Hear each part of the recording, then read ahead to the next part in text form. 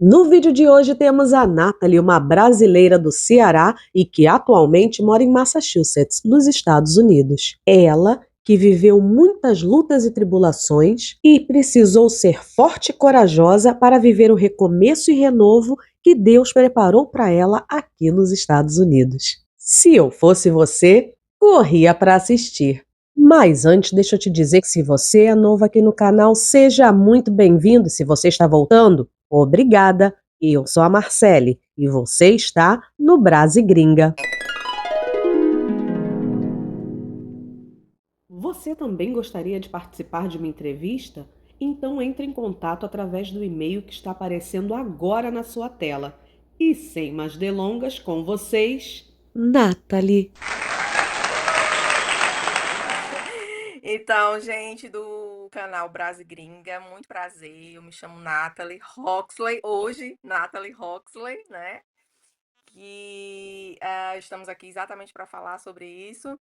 E eu sou a Natalie, brasileira, cearense, nasci no Ceará, nosso Nordeste lindo.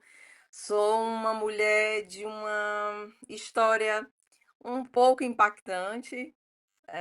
Vivi momentos no meu passado. Sou mãe, tenho duas filhas que moram no Brasil, já são adultas. E a minha história é assim: eu sou uma pessoa que já fui casada, né? Já tive um casamento bem longo, de muitos anos, que me trouxeram muitas alegrias.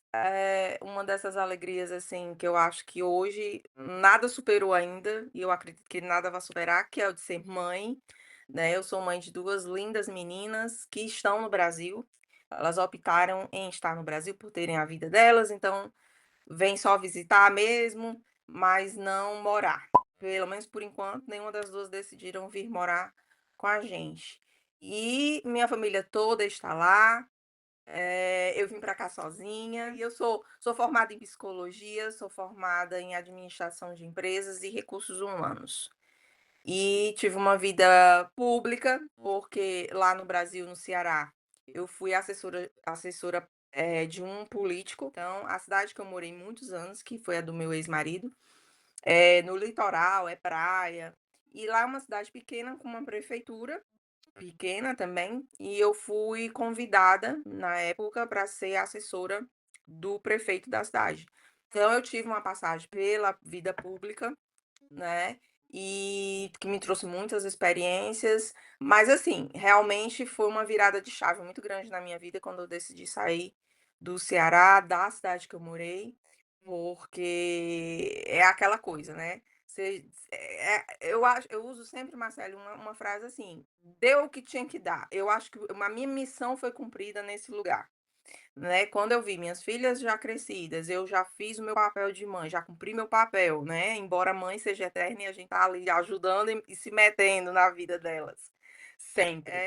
O papel de mãe mesmo, de cuidar, assim, a gente cria para o mundo, cria as asinhas, ali eles voam, mas tipo, quando eu vi que minha vida já estava estabelecida, tinha a casa para elas morarem, né, a vida delas para elas continuarem, eu não tinha mais o meu casamento, né, que é algo que eu acho que, Marcelo, você concorda comigo, ninguém casa para separar, né. E eu fui sempre aquela mulher, menina que fui aquela mentalidade de casar, ter minha família, constituir minha família, sabe. E era um sonho que infelizmente eu não consegui realizar, não por eu sei que todo mundo tem sua parcela de culpa, eu tenho a minha parcela de culpa, eu não vou me tirar da culpa, mas assim, lutei muito pelo meu casamento, lutei muito, mas muito mesmo pelo meu casamento. Não gosto de falar números aqui, mas um longo tempo mesmo, assim, mais de 15 anos, digamos assim, de tentativas e tentativas, e chegou um momento que eu precisei cuidar de mim. Entendeu? Precisei ver que não estava nas minhas mãos a felicidade da minha família, né. Acima de tudo tá Deus, não foi só eu chegar, sentei na mesa: "Não, não vou mais estar casada, não quero mais ficar casada", não. Teve uma N coisas, Marcele, que aconteceram. A própria Bíblia fala sobre isso, que a gente tem a permissão, são 2 as permissões, é a morte, você tá livre, e segundo é a questão da fidelidade, né. Quando um dos 2 eles quebram isso, existe a sua liberdade perante Deus de você Ou continuar naquilo, ou prosseguir com sua vida. Você não tem mais a obrigação perante Deus de estar ali. Sabe o que é que eu penso, Marcelo? Eu tenho na minha cabeça o que meus avós fizeram. Os 2 velhinhos ali, um cuidando do outro, um segurando na mão do outro, um com uma bengala, outro com, sabe? E os 2 ali, sabe? Nem que seja para brigar, mas brigar velhinho, assim, sabe? Os 2 assim. Então esse foi sempre o meu objetivo. Ele lá em cima sabe do meu coração, foi sempre o meu objetivo. Se não deu, então, eu acho que é por isso que minha consciência não é tão pesada da decisão que eu tomei, entendeu. Então é isso, aí vivi no Ceará durante toda a minha vida, e depois um chamado me trouxe para cá. Eu posso dizer para você que teve um momento na minha vida, Marcele, que eu conheci o fundo do poço, tá. Eu sei bem direitinho como é que ele é, a estrutura dele. Não é um lugar muito agradável, não é um lugar que eu recomendo que as pessoas experimentem, mas nesse fundo do poço também tem uma coisa que eu chamo de aprendizado, que eu chamo de mola, uma coisa que lhe impulsiona. Quando você desperta e você percebe, porque existe o fundo do poço, ele tem 3 etapas, ele tem a etapa que você cai nele. Desculpa. Que ele cai nele e você realmente percebe que você não percebe que você tá nele, é o primeiro processo, é a primeira etapa, você não sabe, você só caiu, você se machucou.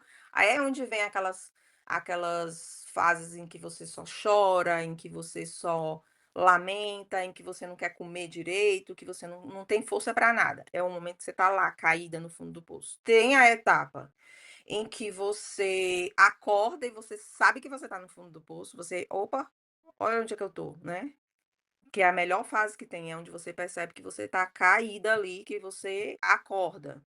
E a terceira fase que é a que você tenta sair dele, entendeu? Que é a fase que eu posso dizer que é onde vem é onde você não sabe onde tira forças, é onde você coloca tudo que você tem de mais potente dentro de você para poder sair. Porque lembre-se, é muito difícil alguém ir lá e dar a mão para você sair desse fundo do poço. Muito. Se não for Deus e sua própria força, você não consegue sair. Então, mas você, nessa terceira fase, você está determinada a sair dali, entendeu? Então, foi aí que eu cheguei nessa fase e eu disse: não, eu tenho que sair. Eu tenho que sair primeiro porque eu tenho minhas filhas ainda, né? Que eu tenho responsabilidade ainda sobre elas, de certa forma. Tem a minha vida, né, eu não mereço isso, eu passei minha vida toda trabalhando, cuidando da minha família, então eu preciso sair daqui. Não sei como, mas eu vou sair daqui. Então eu comecei a pensar em N possibilidades, né. Foi na época da pandemia, né, foi a pandemia mesmo, assim, arrasando o nosso país. Meu contrato na prefeitura tinha praticamente acabado, salário diminuiu e as possibilidades iam se fechando e eu, sabe, muita conta, foi virando, assim, uma bola de neve. Aconteceram coisas que eu também não vou entrar nesse mérito para não ter que falar de ninguém aqui, mas trabalhar com um órgão público não é fácil, trabalhar com político não é fácil, foi uma fase legal, sim, aprendi demais. Meu patrão era excelente, que era o prefeito da cidade, me ensinou muita coisa que se ele estiver assistindo esse vídeo, aqui eu acredito que, quem sabe, né, possa chegar nele. Eu quero, sabe, eu tenho uma gratidão, assim, tão grande, porque ele me pegou no momento realmente que eu estava precisando demais.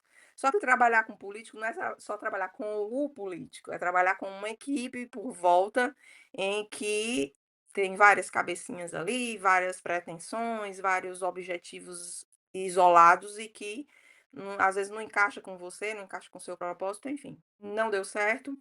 E as minhas dívidas foram, Marcelo, foram se acumulando e eu vendo a coisa, sabe, de realmente você acordar e não ter o que comer. Tá, porque ou você paga a sua luz, ou você paga sua água, ou você sabe que o Brasil é assim, você tem que escolher as prioridades para você, você não tem aquela a a a tranquilidade de comer o que você quer, de viajar, você não tem uma qualidade, A qualidade de vida que eu tinha era o lugar que eu morava, que era na praia, então eu podia ir a pé, podia ir de bicicleta, podia, sabe, de estar na frente do mar, o que já é muita coisa. Mas, tipo assim, eu falo qualidade de vida, você sabe o que é que eu tô falando. Então eu cheguei num certo ponto, tinha a minha casa para pagar também, minha casa financiada, tava assim um caos, a minha vida tava um caos, economicamente falando, e aí tu vê aí o psicológico. Acabei de ter saído de um casamento, frustrada, amargurada, estava acabado, meu psicológico o meu emocional estava bloqueado mesmo, assim, que eu só pensava em dar o melhor para as minhas filhas e a mim melhorar aquela situação, e sentido emocional nenhum. Eu estava totalmente fechada, eu achava que se eu arrumasse alguém, isso já estava o quê? Com uns 4 anos que eu já estava separada. E se eu botasse alguém na minha vida, só ia atrapalhar os meus planos, então não tinha era a última coisa que eu queria no mundo era me envolver com alguém. E aí, como foi que isso começou? Eu estava na internet, a gente na pandemia ficava muito tempo no telefone, né, vendo YouTube, vendo uma série de coisas, já era uma consumidora assídua do YouTube para tudo. Eu vou fazer um bolo, eu não vou no Google, eu vou no YouTube, que é uma plataforma de busca também, né, excelente. Vou fazer um bolo, vou saber como é que é esse negócio que funciona, não vou no Google, eu vou no YouTube. E eu não sei, eu acho que nessas buscas aí, o algoritmo me mandou alguma coisa a respeito daqui, dos Estados Unidos. Eu não te lembro bem como que foi que começou isso, é coisa de Deus mesmo. E aí eu vi uma galera que vivia no Brasil, também com muita dificuldade e tal, e deu aquela volta por cima e veio. Quer dizer, eu não vou ser hipócrita, eu vim para cá com o objetivo de realmente dar uma alavancada na minha vida financeira, né. E aí eu fui atrás de saber, Marcelo, como é que fazia tudo, visto, como é que fazia para tirar visto, eu estava com um vínculo no Brasil, que eu tinha minha casa, tinha meu salário, tinha minha faculdade, que eu estava terminando de fazer a de psicologia, então eu tinha vínculos muito fortes, né, no Brasil, assim, uma carteira de trabalho já muito grande. E aí eu fui, né, fiz tudo. Tinha um carrinho velho em casa, já estava quitadozinho o bichinho, aí eu disse assim: "Rapaz", olhei assim pra ele, ele olhou assim pra mim, eu digo: "É você mesmo que vai me tirar do fundo do poço". Botei o carrinho para vender, Marcele, era o que eu tinha. Botei o carrinho para vender, um valorzinho bom, ele bem conservado, um carro vendável, comercial, carro popular no Brasil. Carro de mulher, você sabe que a gente cuida muito do carro, então ele estava novo, novo, novo, meu carrinho. Botei o carro para vender, botei o carro para jogo. Vendi o carro e com esse dinheiro do carro, eu comecei a me organizar. O que é que eu fiz? Primeiro de tudo, eu fiz, comida fitness para vender no Brasil. Eu fiz uns potes, assim, com saladas naturais, ovo, uma série de coisas e o suco detox. E eu peguei com aquele dinheiro, eu juntei com o dinheiro do meu salário que eu tinha, com o dinheiro do carro e fui me organizando, Marcelo. Fui ali me organizando, tentando ver que eu sabia o que é que eu queria. E outra coisa que eu quero falar aqui para vocês, tudo em silêncio. Vocês acreditam que nem minha família sabia? Nem minha família, Marcele, nem minha família sabia dos meus planos. A única pessoa que sabia dos meus planos eram as minhas 2 filhas. Porque, eu estava ali com elas e elas precisavam saber o que é que eu estava fazendo, mas assim, ninguém sabia. Amigo, parente, ninguém, nem minha mãe, nem meu pai. Sabe por que que eu digo que o silêncio é um segredo muito muito infalível? Porque nem as pessoas vão se envolver na tua vida, assim, de te dar opiniões. Quanto mais opiniões surgem, mais dúvidas surgem na tua cabeça. E desfoca totalmente, eu sei porque eu já passei por isso em certos momentos da minha vida. Então, tipo assim, o meu foco é esse, eu não quero sair do meu foco. Lembra quando eu falei sobre o não ter relacionamento com ninguém? Porque eu não queria que ninguém se metesse na minha vida. Se eu começasse um relacionamento sério no Brasil, como que eu ia fazer uma viagem dessa? Como é que eu ia fazer uma mudança dessa? Eu tinha que levar a pessoa comigo, ou então se a pessoa não concordasse, lá vai outro sofrimento. Então, tipo assim, não tô nem preparada para pensar em relacionamento, não quero isso, eu quero estruturar minha vida, eu realmente estava muito focada no que eu queria. Bem, e aí, em segredo, fui fazendo tudo. Aí marquei minha entrevista, Fui para Recife, eu fiz minha entrevista em Recife, fui em Recife, fiz o visto foi aprovado, e aí pronto, visto aprovado, passaporte na mão, comecei a me estruturar. Foi aí que eu trabalhei mais ainda com as comidas fitness, fui guardando um dinheirinho, fui me organizando e comecei a entrar em grupos aqui dos Estados Unidos de pessoas que estavam aqui, que poderiam me indicar casa para morar, né, alguma coisa assim do tipo. Só que na minha cabeça, eu queria vir para conhecer os Estados Unidos, eu não queria vir para morar. Queria vir aqui, passar 3 meses, 2 no máximo, para eu poder sentir como é que era isso aqui, né, primeiro. Eu não tinha esses planos, assim, é como a gente fala, a gente planeja, mas quem cuida da gente não é a gente, né, a gente só faz os planos, a gente só planeja e só sai daquilo que a gente está planejando, só sair do fundo do poço, né, só queria sair do fundo do poço, lembrando ainda o contexto. E aí foi o que aconteceu, né. E aí eu fiz tudo. Aí quando eu já estava tudo, assim, na minha mão, eu tinha 10 anos para poder decidir isso, então eu disse assim: "Não, vamos aqui com calma".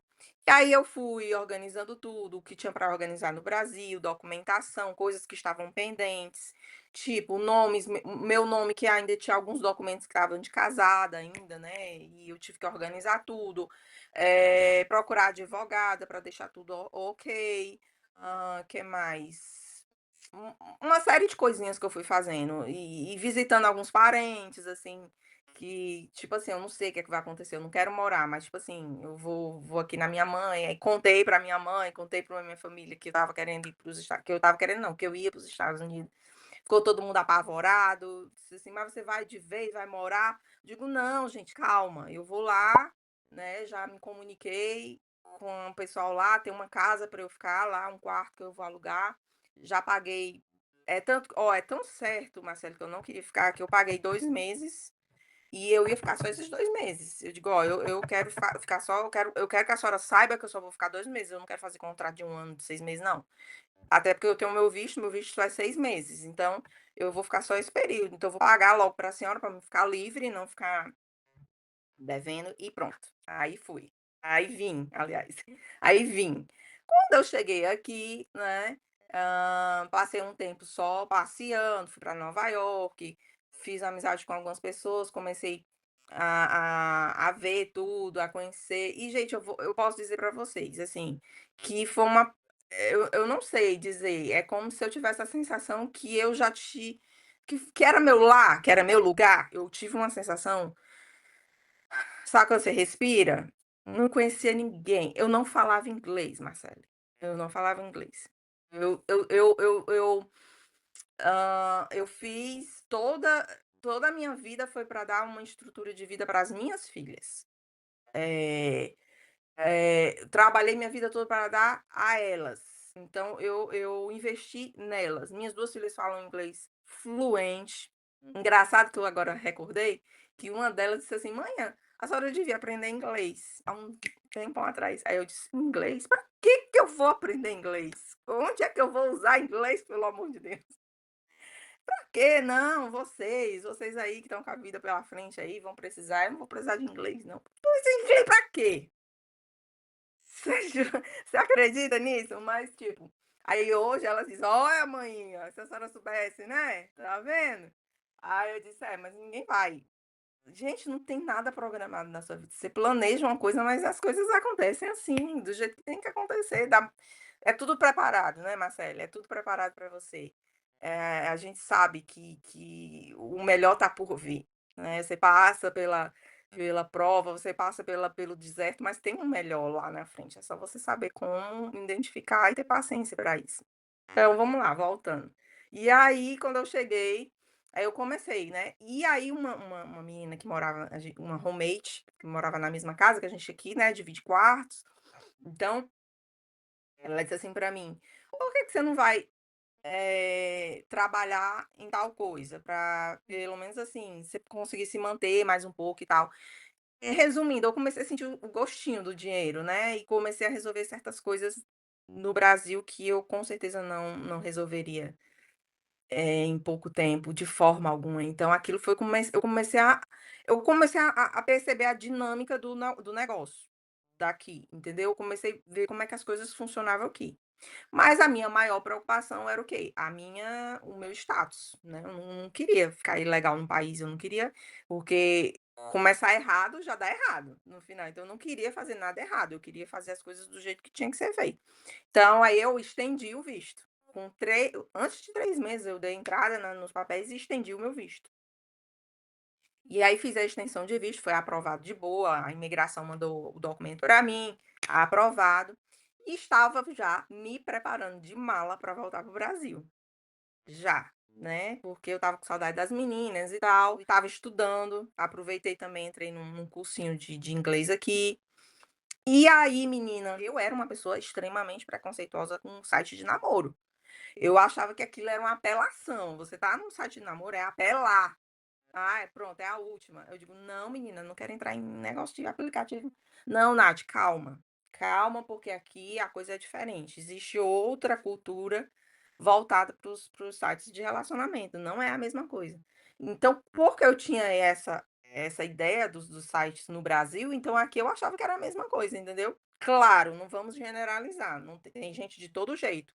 Mas é a forma como as pessoas se conhecem aqui, né, é como qualquer plataforma, você pode conhecer uma pessoa através do Facebook, do Instagram, do YouTube, né, você pode conhecer a va só que os sites de relacionamento são voltados para isso, voltados para as pessoas que só querem se encontrar, só querem ir por um jantar, só querem um passatempo ou mesmo um namoro sério. Então é tudo muito bem assim, né. As pessoas aqui trabalham muito, elas não têm tempo de estar em barzinho, e eu não e assim, para pessoas que não gostam, que não têm o hábito de estar em bar, de estar nesses locais, né, até hoje o meu marido fala, né, assim, se fosse para conhecer em bar, a gente nunca tinha se conhecido, porque realmente não tinha, porque como que eu ia encontrar meu marido? Em que bar ele vai? Ele nem em bar ele anda. Então, tipo, aí ela disse: "Não, entra, só pra tu conhecer as pessoas". É tanto que ela foi a minha madrinha de casamento, essa minha amiga, porque ela foi quem me incentivou: "Vamos fazer aqui um perfil pra ti". Aí começamos a fazer, fiz não foi no Tinder, lembrando, não foi Tinder, o Bubble, que é aquele da abelhinha, né, que usa muito aqui, acho que no Brasil nem tem esse aplicativo. Aí eu fiz o Bubble. E aí fiz o meu perfil e tal. Aí ela: "Tu quer namorar?" Aí disse assim: "Não, eu não quero não, aqui não é pra bagunça não, aqui eu não quero bagunça não, mas assim, pra namoro, vamos botar aqui uma coisa séria, não quero bagunçar, não quero bagunça. Então vamos botar aqui relacionamento sério, tá?" Eu digo: "Rapaz, não vai arrumar ninguém". Ó a mentalidade brasileira, quem vai arrumar ninguém, os homens aqui só quer curtição.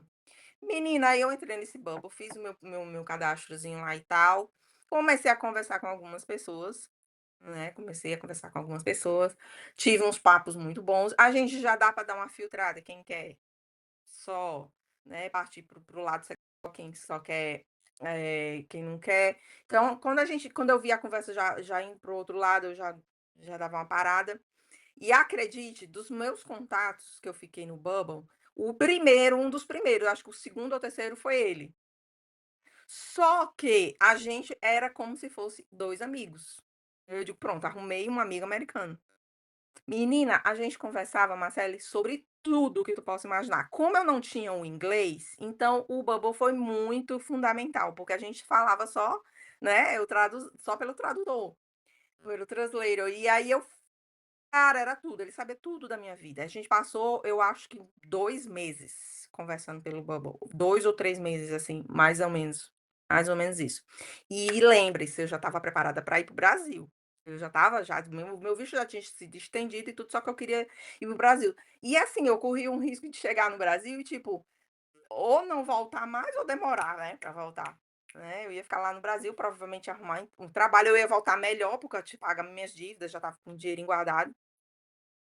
Enfim, aí a gente conversando, eu falei pra ele dos meus planos, que eu ia no Brasil e tal, ele perguntando se eu ia voltar para o Brasil, eu digo: "Não, não sei, eu só quero ir, eu gostei muito daqui e quem sabe um dia eu ainda retorne". Menina, esse homem se aperreou, esse homem se aperreou.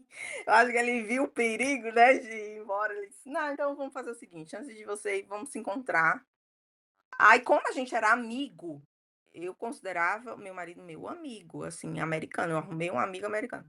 Eu fazia a academia, né, eu ia pra academia umas 3 vezes na semana e eu disse assim pra ele: "Ó, eu vou pra vamos nos encontrar". Nada de jantar, nada dessas coisas. Nada de maquiagem, produção, não. Eu estava na academia, saí da academia, eu ia passar na Marshalls pra fazer uma troca de uma bota, e eu disse assim pra ele: "Olha, eu vou primeiro na Marshalls, que eu tenho que trocar uma mercadoria, e depois eu vou numa cafeteria que fica em frente à minha academia". Eu morei em Revere Beach, muitos anos aqui em Massachusetts, foi minha primeira cidade. Morei 2 anos. E aí eu falei assim pra ele: "Ó, aí eu vou pra academia e da academia eu vou pra essa cafeteria. A gente pode se encontrar lá na cafeteria". Ou não, ele falou: "Não, eu vou lá na Marshalls, na hora que você estiver lá na Marshalls eu vou". Eu: "Tá bom, beleza". Menina, cabelo aqui, ó, feito coque, suado, sem maquiagem, com roupa de academia, mochila aqui. E aí eu estava lá na sessão, olhando lá, e só vi aquela pessoa, Natalie, que a pronúncia do meu nome é Natalie, né, Natalie, o TH. Natalie, aí eu olhei assim, aí eu: "Mari", é Marte o nome dele, Mari, né. "Mari? Oh, uai", esse cara cumprimento, né. E, assim, por mais que a gente se conhecesse, mas aquela coisa, meio envergonhada, ele muito envergonhado, menina, tão envergonhado, ele tão tímido, e eu: "What?" Eu perguntando pra ele: "Por que que você tá tão tímido? A gente já se conhece tanto tempo". Aí ele: "Não, mas não é a mesma coisa". Esse homem me olhava, Marcele, esse homem me olhava, parecia que ele estava vendo, assim, não sei nem o que na frente dele. Eu percebia no olho dele, sabe, assim, ele olhava, assim, pra mim, admirado, sei lá. Fomos pra cafeteria. Quando chegamos na cafeteria, tomamos nosso café, conversamos um pouco mais. Como ele sabia que eu não falava inglês, então não houve mais esse problema da vergonha de falar pelo tradutor, né, porque é uma barreira muito grande. Era uma coisa que eu me perguntava: "Como é que eu vou me encontrar com alguém aqui se eu não sei falar inglês?". Mas com ele, como a gente já se falava bastante, então não tinha problema, era aqui ó, no celular direto, era ele, eu e algumas coisinhas a gente conseguia falar pessoalmente. Mas não existia mais aquela não tinha mais aquela timidez de ter vergonha de falar, porque afinal de contas a gente já se falava há muito tempo. E aí nada de pegar em mão não, a gente era realmente como se fosse, menina, 2 amigos. Você me acredita? Era assim, e ele mas uma coisa que ele sempre perguntava: "Então você vai voltar para o Brasil?". Ele a preocupação dele: "Então você vai voltar para o Brasil?". "Não, eu pretendo, eu pretendo". Pronto, passamos acho que no máximo uns 40 minutos nessa cafeteria. E aí, "Eu vou te deixar em casa e tal", aí ele foi, me deixou e tal. Quando foi no final de semana, ele disse: "A gente pode sair hoje, novamente?". Eu digo: Podemos, eu tô com muita vontade de comer um hambúrguer em tal canto", eu falei lá o nome da hamburgueria. Ele: "Vamos". De novo, tênisinho, short, roupinha normal, fomos para essa hamburgueria, comemos um sandubão com Coca-Cola, e lá rolou conversa e rimos, de boa. Ele: "Você gosta de pizza?". Eu amo pizza. É, eu sou uma comilona mesmo aí, eu amo pizza. Fomos para uma pizzaria, no terceiro date, uma pizzaria, e essa já foi à noite. Menina, quando a gente chegou nessa pizzaria, comemos a pizzaria, esse homem era tão nervoso e diferente, sabe, assim, tão diferente, assim, o jeito dele. "Você tá com algum problema?". Eu perguntei pra ele: "Tá com algum problema? Quer conversar?". Ele: "Não, eu só queria que a gente tivesse algo exclusivo". Aí eu: "Exclusivo?". Eu não entendi, sabe, a expressão. "Eu gostaria que a gente tivesse algo exclusivo, se você não se importa". Aí eu falei: "Eu não tô entendendo". Ele falou: "Não, eu sei que você ainda tá no Bubble, eu ainda tô com o meu perfil no Bubble, então, assim, é o exclusivo deles, eles querem dizer, assim, que não conversar mais com ninguém, né, que a gente ficasse só a gente conversando". Aí eu falei: "Mari, você tá me pedindo em namoro?". Aí ele disse assim: se essa for a forma que você quer usar, e a partir de hoje, se a gente pudesse ser namorados, eu ia ter um prazer de ser sua namorada. Se eu Como que eu vou ser namorada do homem se eu tô querendo voltar eu fiquei, sabe, na minha cabeça. Eu: "Tudo bem". Eu: "Tá, tá, somos namorados então". Agora corre para conhecer o canal dessa lindeza. Ainda tem muito mais dessa história linda, mas eu já vou dar logo um spoiler. Sabe o quê? Deus abençoou e deu tudo certo no final. E para quem ficou até aqui, obrigada pela companhia e até a próxima.